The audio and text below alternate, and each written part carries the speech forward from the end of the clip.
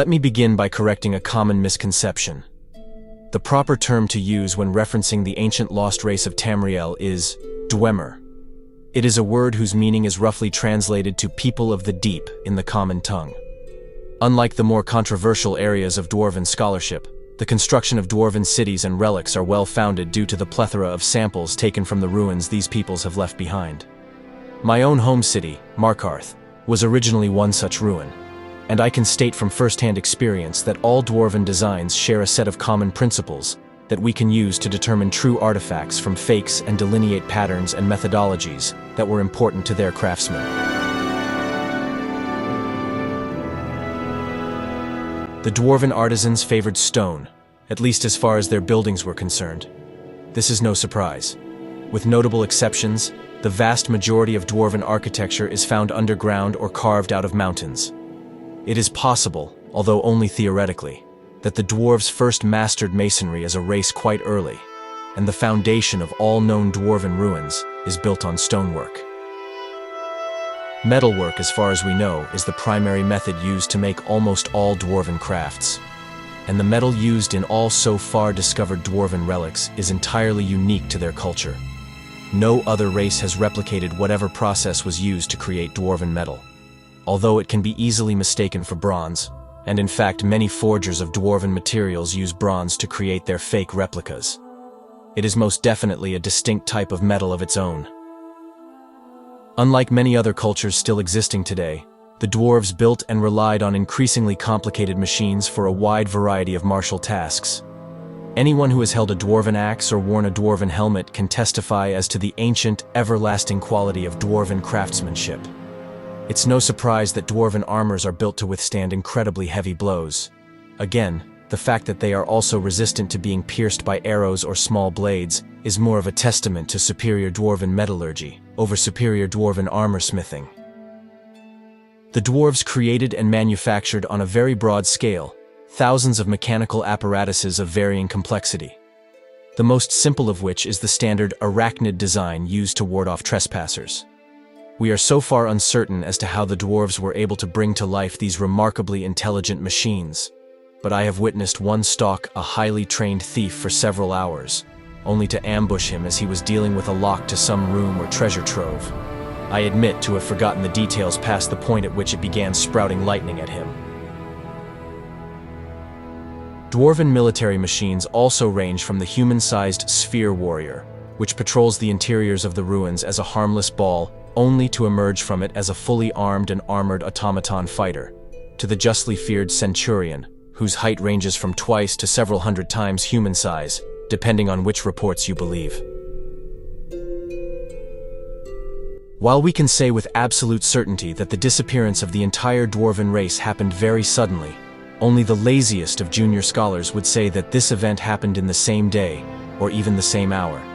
There is simply no proof to dispute the theory that perhaps the dwarves disappeared from Tamriel gradually, over the course of several years, or indeed several decades. What we know then can only be inferred by the writings of the other races which made contact with the dwarves before they left Tamriel.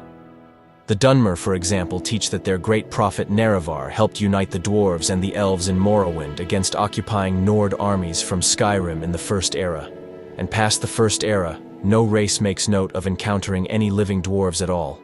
This is further confounded by the fact that so many of the Dwemer writings on their relationship with the dwarves were lost during the tragic eruptions of Vvardenfell, during the Oblivion Crisis nearly 200 years ago.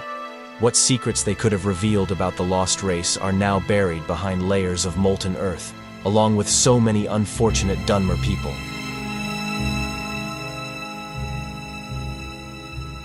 Thus, we conclude our discussion on the dwarves on a somber note.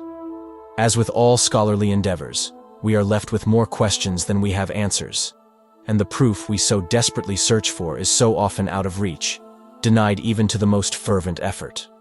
But what we can see from our threadbare tapestry of dwarven artifacts is a careful, intelligent, industrious, and highly advanced culture, whose secrets we as students and teachers of their works can only hope to uncover someday.